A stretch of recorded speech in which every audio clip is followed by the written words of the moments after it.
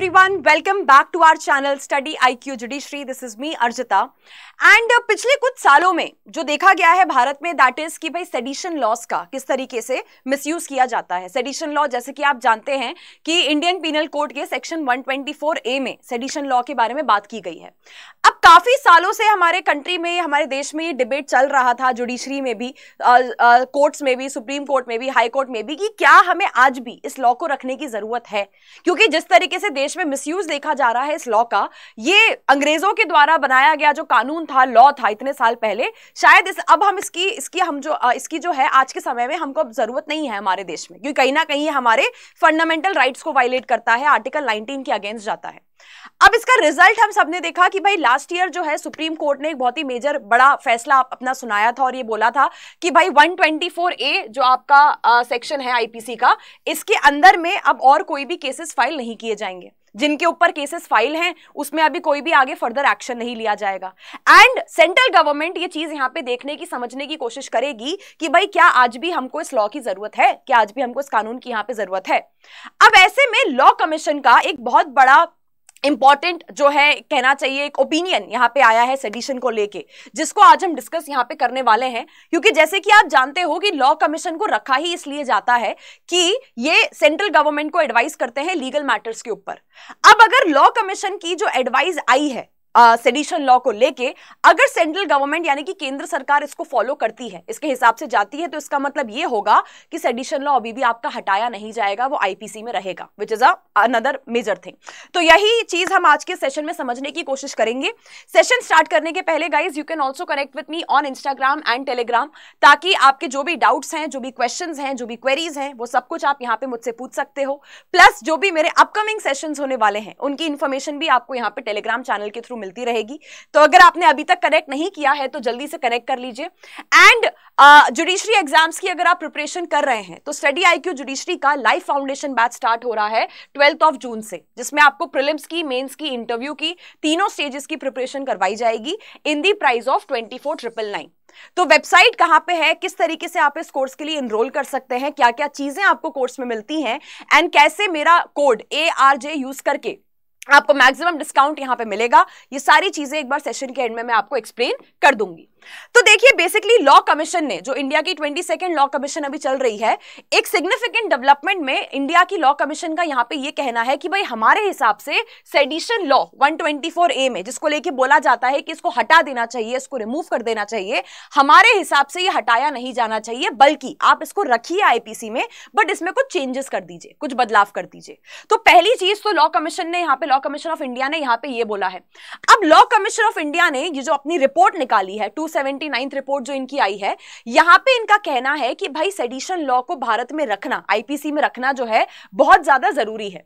लेकिन आप रखो उसको उस पर्पस से, उस पॉइंट ऑफ व्यू से, जिस पॉइंट ऑफ व्यू से Kedarnath Singh versus state of Bihar का केस आपका आया था। तो आप जैसे कि जानते हो कि यहां से आपका प्रीलिम्स का एक क्वेश्चन भी बनता है कई बार कि भाई कौन से केस में 124A को अपहेल्ड किया गया था कि ये कॉन्स्टिट्यूशनली वैलिड सेक्शन है, that is the Kedarnath Singh versus state of Bihar.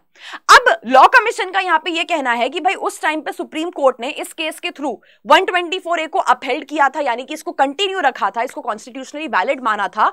तो उसी केस के पॉइंट ऑफ व्यू से आज भी सोचने की कोशिश करिए कि क्यों हमें इस प्रोविजन की यहां पे जरूरत है, किस तरीके से इसका सही इस्तेमाल हमारे देश में किया जाना चाहिए, और इसको आईपीसी में से हमको रिमूव नहीं करना है, इसको यहां पे हटाना नहीं है।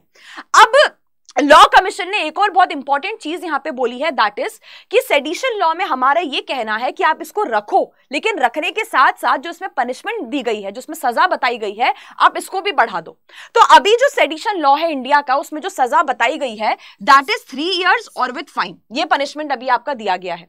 लेकिन अब लॉ कमीशन का कहना है कि इसको बढ़ा के हमें कितना कर देना चाहिए, 7 साल कर देना चाहिए विद फाइन, या फिर अब इसमें लाइफ इंप्रिजनमेंट की भी पनिशमेंट जो है आपको यहां पे डाल देनी चाहिए, क्योंकि काफी सीरियस ऑफेंस है ये, और इसके लिए जो आईपीसी में सजा आपने अभी तक लिखी हुई है वो जस्टिफाई नहीं करती है। अब मुद्दा देखिए आता है कि सेडिशन लॉ के ऊपर जो ये पूरा डिबेट चलता है कि रखना है या नहीं रखना है, इसका पूरा इशू ही यही है कि भाई सेंट्रल गवर्नमेंट ने, लोगों ने कहीं ना कहीं इस प्रोविजन को जो है मिसयूज करने की कोशिश की है, इसको गलत तरीके से यहाँ पे यूज करने की कोशिश की है। तो उसके लिए लॉ कमीशन का कहना है कि भाई इसके लिए ये किया जा सकता है कि सेंट्रल गवर्नमेंट जो है कुछ गाइडलाइंस आपकी यहाँ पे निकाल दे। सेडिशन का जो केस जो इतनी आसानी से फाइल कर दिया जाता है लोगों के ऊपर, इसमें हम ऐसा कर सकते हैं कि एफआईआर आपकी तभी फाइल की जाएगी जब एक पहले इंक्वायरी करवाई जाएगी, जब सरकार की परमिशन यहां पे मिल जाएगी, उसके बाद ही हम किसी के ऊपर सेडिशन का एफआईआर जो है वो फाइल करेंगे, और तब तक नहीं करेंगे।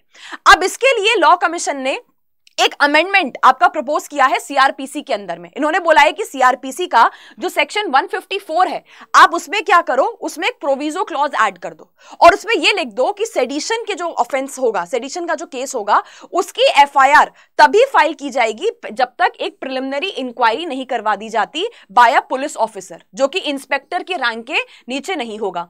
और जब सेंट्रल गवर्नमेंट की परमिशन यहां पे मिल जाएगी या स्टेट गवर्नमेंट की परमिशन यहां पे मिल जाएगी उस रिपोर्ट के बेसिस पे, ठीक है, उसके बाद ही हम यहां पे क्या करेंगे, एफआईआर फाइल करेंगे। तो लॉ कमीशन का कहना है कि इस तरीके से ये होगा कि सेडिशन लॉ का यहां पे मिसयूज नहीं किया जाएगा। अब देखिए, जैसे कि मैंने आपको बताया, लास्ट ईयर बेसिकली जो सीजीआई थे, चीफ जस्टिस ऑफ इंडिया थे एनवी रमन्ना, इनकी बेंच के द्वारा इनके जो है इनके फैसले के जो इनके फैसले के थ्रू ये चीज आपकी करवाई गई थी कि भाई यहाँ पे सुप्रीम कोर्ट का ये मानना था कि आज के समय में, आज के टाइम में जो करंट सिचुएशन है हमारे देश की, जो लोगों के फंडामेंटल राइट्स हैं, जो उनका फ्रीडम है, शायद उसके हिसाब से हमें अब सेडिशन लॉज को रखने की जरूरत नहीं है। मतलब सेडिशन लॉ एक गलत तरीके का रिस्ट्रिक्शन है लोगों के फंडामेंटल राइट्स के ऊपर। तो इसलिए सुप्रीम कोर्ट का यह मानना था कि भाई इस लॉ को जो है वो यहाँ पे अभी के लिए हम साइडलाइन कर रहे हैं और सेंट्रल गवर्नमेंट यहाँ पे देख ले कि इस लॉ को यहां पे रखना है कि नहीं रखना है। लेकिन लॉ कमीशन का यह कहना है कि भाई इस प्रोविजन को रखना बहुत जरूरी है देश की सिक्योरिटी के लिए, देश की यूनिटी एंड इंटीग्रिटी के लिए, ठीक है। प्लस लॉ कमीशन का यह भी कहना है कि देखिए, फंडामेंटल राइट्स आपके हैं, आपके मौलिक अधिकार हैं, बट ये सबको पता है कि इंडिया में फंडामेंटल राइट्स या मौलिक अधिकार आपके एब्सोल्यूट नहीं है, उनके ऊपर रीजनेबल रिस्ट्रिक्शन है। तो रीजनेबल रिस्ट्रिक्शन जो है वो भी जरूरी है, और रीजनेबल रिस्ट्रिक्शन का एक बहुत अच्छा काम आपका यहां पे जो है वो सेडिशन लॉ करके देगा। अब देखिए, एक और मुद्दा आपका उठाया गया था कि देश के अगेंस्ट अगर कोई भी पर्सन जाने की कोशिश करता है या कोई भी क्राइम या कोई भी ऑफेंस करने की कोशिश करता है, तो उसके लिए हमारे पास ऑलरेडी इतने स्पेशल लॉज हैं। जैसे हमारे पास यूएपीए एक्ट है, ठीक है, हमारे पास नेशनल सिक्योरिटी एक्ट है। तो ये लोग जो देश के अगेंस्ट जाने की कोशिश कर रहे हैं या सरकार के अगेंस्ट जाने की कोशिश कर रहे हैं, आप उन पे ये लॉज लगा दो, अलग से सेडिशन लॉ को रखने की क्या जरूरत है। तो यहां पे भी लॉ कमीशन ऑफ इंडिया ने इस चीज को यहां पे एक्सप्लेन किया कि देखिए, यूएपीए हो गया या फिर आपका एनएसए हो गया, ठीक है। यूएपीए एक ऐसा लॉ है जो कि टेररिस्ट से डील करने के लिए बनाया गया है, एक स्पेशल लॉ है, उसका अपना अलग डोमेन है। एनएसए जो है वो सिर्फ प्रिवेंटिव डिटेंशन के बारे में बात करता है, यानी उसका अपना डोमेन है यहाँ पे। तो ये सारे जो लॉज हैं ये अलग पर्पस के लिए बनाए गए हैं, ये नेशनल सिक्योरिटी के लिए बनाए गए थे कि भाई देश के अगेंस्ट कोई जो है जाने की कोशिश ना करे, देश के अगेंस्ट कोई ऑफेंस करने की कोशिश ना करे।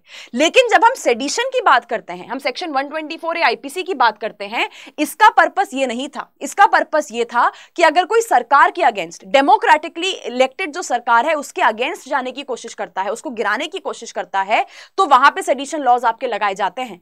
तो यानी ये कोई लॉजिक नहीं बना कि हमारे पास यूएपीए है, एनएसए है, तो आप सेडिशन हटा दो। सारे लॉज के पर्पस अलग है, इनके ऑब्जेक्टिव अलग है, इनको कुछ अलग थॉट प्रोसेस जो है वो दिमाग में रख के इन लॉज को यहां पे बनाया गया था। अब देखिए, एक बहुत बड़ा इशू जो सेडिशन लॉ पे आता है, दैट इज कि भाई ये अंग्रेजों के द्वारा बनाया गया कानून है। अंग्रेजों ने तब बनाया था क्योंकि तब लोग अंग्रेजों के अगेंस्ट जा रहे थे भारत की आजादी के लिए, भारत के इंडिपेंडेंस के लिए। तो अब ये कानून रखने की क्या जरूरत है, इसको हटा दो, इसको रिमूव कर दो यहाँ पे। तो लॉ कमीशन ऑफ इंडिया ने एक बहुत अच्छी पॉइंट, एक बहुत अच्छी बात यहाँ पे बोली है, दैट इज कि उस हिसाब से तो फिर आप इंडिया के, भारत के आधे कानून ही हटा दो, इंडियन कॉन्ट्रैक्ट एक्ट हटा दो, आईपीसी पूरा ही हटा दो। एक काम करो, सेक्शन 124 ही क्यों, पूरा आईपीसी हटा देते हैं, इंडियन एविडेंस एक्ट भी आप यहाँ पे हटा दो। भाई सारे तो अंग्रेजों के बनाए हुए हैं, सारे उसी टाइम के बनाए हुए हैं, तो ऐसे तो हम पूरे कानून यहां पे हटा देते हैं। तो जस्ट बिकॉज लॉ कमीशन ने बोला कि देखिए, कोई कानून उस टाइम पे बनाया गया था, ठीक है, ब्रिटिशर्स के द्वारा बनाया गया था, इसका मतलब ये नहीं है कि ये एक वैलिड ग्राउंड बन गया उस कानून को यहां पे हटाने के लिए। अगर वो कानून आज भी हमारी सोसाइटी में काम कर रहा है, मैक्सिमम कानून जो ब्रिटिशर्स ने तब बनाए थे वो आज भी हमारे भारत में काम कर रहे हैं, आज भी उनको यूज किया जा रहा है और इफेक्टिवली वो काम कर रहे हैं। तो अगर वो कानून आज भी यूज में आ रहा है, आज भी उसकी वैल्यू है, आज भी वो चीजों को जो है केटर कर पा रहा है, तो ये क्या लॉजिक हुआ कि ब्रिटिशर्स ने बनाया था इतने साल पहले, तो आप उसको हटा दो। भाई अगर वो पर्पस सर्व कर रहा है तो हम अभी भी उस कानून को यहां पे रख सकते हैं। अब अगर मैं स्पेसिफिकली आपको एक चीज बताऊं, तो लॉ कमीशन ऑफ इंडिया का जो एक प्रपोज्ड अमेंडमेंट आया है कि सेक्शन 124A में आपको कुछ चीजें ऐड कर देनी चाहिए जिससे 124A और बेटर हो जाएगा। तो ये जो अंडरलाइन पार्ट आपको यहां पे दिख रहा है, this is the additional part जो लॉ कमीशन का कहना है 124A में ऐड हो जाना चाहिए।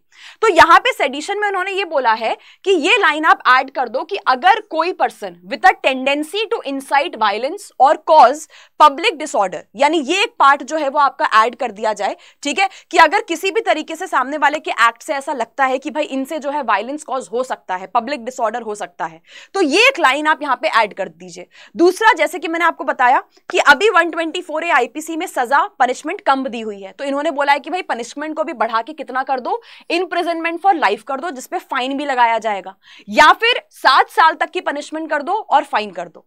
तो पनिशमेंट को लेके और कुछ चेंजेस को लेके यहां पे जो है ये सारी बातें जो मैंने आपको बताई, ये आपके लॉ कमीशन की तरफ से आई हैं, जिनका पूरा मानना है कि सेडिशन लॉ हटाया नहीं जाना चाहिए, सेडिशन लॉ रखे रहना चाहिए, कुछ चेंजेस के साथ, कुछ प्रॉपर सिस्टमैटिक गाइडलाइंस के साथ जो है ये लॉ आपका आज भी रखा जा सकता है, क्योंकि इनके हिसाब से जो रीजंस दिए जा रहे हैं, जो तर्क आपके दिए जा रहे हैं सेडिशन लॉ को हटा देने के, वो प्रॉपर नहीं है, वो लॉजिकल यहां पे नहीं है। So guys, I hope sedition के ऊपर ये जो पूरा इशू मैंने आपको समझाया ये आपको क्लियर हो गया होगा। नाउ सेशन एंड करने के पहले, तो जैसे कि मैंने आपको सेशन के स्टार्टिंग में बताया था कि स्टडी IQ जुडिशरी का ये है लाइव बैच जो कि स्टार्ट हो रहा है 12 जून से। अगर आप इसके लिए एनरोल करना चाहते हैं तो ये है हमारी वेबसाइट जहां पे जाके आप एनरोल कर सकते हैं। गूगल पे आपको जाना है, स्टडी IQ जुडिशरी टाइप करना है। जैसे ही आप टाइप करोगे जो पहली वेबसाइट आपको दिखेगी उस पर जाके ये वेबसाइट इस तरीके से ओपन हो जाएगी एंड यहाँ पे पहला कोर्स आपको हमारा लाइव फाउंडेशन बैच ही दिखेगा। तो इसमें लाइव फाउंडेशन बैच में लाइव क्लासेस आपको दी जा रही हैं, जिसमें आप जो है फैकल्टी से बात कर सकते हैं, कम्युनिकेट कर सकते हैं, मैसेजिंग के थ्रू नहीं, अनम्यूट करके अपने आप को, यानी एक प्रॉपर 2 वे कम्युनिकेशन जो है कि आप अपनी बात बोल के लाइव क्लासेस में बता पाएंगे, ठीक है। तो एक बहुत अच्छा 2 वे कम्युनिकेशन यहाँ पे आपको क्लासेस में देखने को मिलेगा, ताकि आपके डाउट्स क्लियर हो पाए, चीजों को आप अच्छी तरीके से यहाँ पे समझ पाएं। ऑल्सो डेली बेसिस पे आपको MCQ प्रैक्टिस सेशंस यहाँ पे करवाए जाएंगे, क्योंकि देखिए प्रैक्टिस करते रहना बहुत जरूरी है, रिविजन के लिए भी एंड जुडिशरी की प्रिपरेशन के लिए भी। उसके साथ साथ हैंड रिटन नोट्स यहाँ पे आपको मिलेंगे, लेक्चर नोट्स आपको मिलेंगे, ताकि क्विक रिविजन करने के लिए भी आपके पास यहाँ पे मटेरियल अवेलेबल रहे। उसके साथ साथ प्रीलिम्स की टेस्ट सीरीज हो गई, मेंस आंसर राइटिंग सेशंस हो गए, जजमेंट राइटिंग सेशंस आपके हो गए। उसके अलावा लोकल लॉस की क्लासेस, जीके की क्लासेस, लीगल करंट अफेयर्स की क्लासेस, ये सारी चीजें आपको यहाँ पे मिल रही हैं। और एक बेस्ट फीचर भी है, दैट इज कि इनरोल करते के साथ ही आपको एक मेंटोर यहाँ पे जो है असाइन किया जाएगा, जिनसे आप सारी चीजों को लेकर डिस्कस कर सकते हैं। क्योंकि देखिए सिर्फ पढ़ के कॉम्पिटेटिव एग्जाम्स क्रैक नहीं किए जाते हैं। कॉम्पिटेटिव एग्जाम्स को क्रैक करने के लिए एक स्ट्रैटेजी चाहिए होती है, गाइडेंस चाहिए होती है, कोई बताने वाला चाहिए कि कौन सी गलतियां नहीं करनी है और किस तरीके से तैयारी करनी है। तो यहाँ पे आपको एक सेपरेट मेंटोर भी असाइन किया जाएगा, जिनसे आप जो दिक्कतें हैं, जो इश्यूज हैं आपके, वो आप सब कुछ डिस्कस कर सकते हैं। तो एनरोल करने के लिए यहाँ पे आपको बाय नाउ ऑप्शन पे जाना पड़ेगा एंड बाय नाउ ऑप्शन पे जब आप जाओगे तो यहाँ पे कोर्स आपको 40,000 का दिखेगा, लेकिन 40,000 का है नहीं। यहाँ पे ऐड प्रोमो कोड में जाके एक डिस्काउंट कोड आपको लगाना है। क्यों? ताकि हम इस प्राइस को कम कर पाए, 40,000 से हम रिड्यूस कर पाए। अब देखिए डिस्काउंट कोड आपको ऑलरेडी यहाँ पे 2 दिखेंगे, ठीक है। डिस्काउंट कोड और भी है, ऑफर कोड्स और भी हैं, लेकिन हम कौन सा लगाएंगे जिसमें हमको सबसे कम प्राइस में चीज मिल जाए, जिससे हम सबसे लोएस्ट प्राइस में कोर्स के लिए एनरोल कर पाए।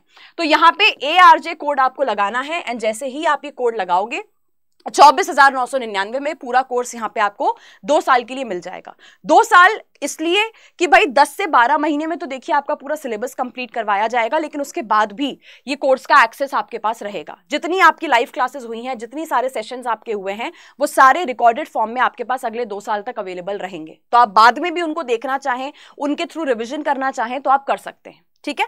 सो ये है कोड जिसके थ्रू आप एनरोल कर सकते हो लाइव बैच के लिए। एंड लाइव बैच के अलावा तो यहाँ पे स्टडी IQ जुडिशरी की वेबसाइट पे आपको बाकी और भी कोर्सेज दिख जाएंगे, जैसे हमारा महापैक का कोर्स है। हर स्टेट के यहाँ पे हमने इंडिविजुअल स्टेट वाइज कोर्सेज भी दिए हुए हैं, अगर आप चाहें तो इनके लिए भी एनरोल कर सकते हैं। बट इनमें आपको रिकॉर्डेड क्लासेस मिलती हैं, प्री रिकॉर्डेड क्लासेस हैं जो इसमें हमने आपको दी हुई हैं।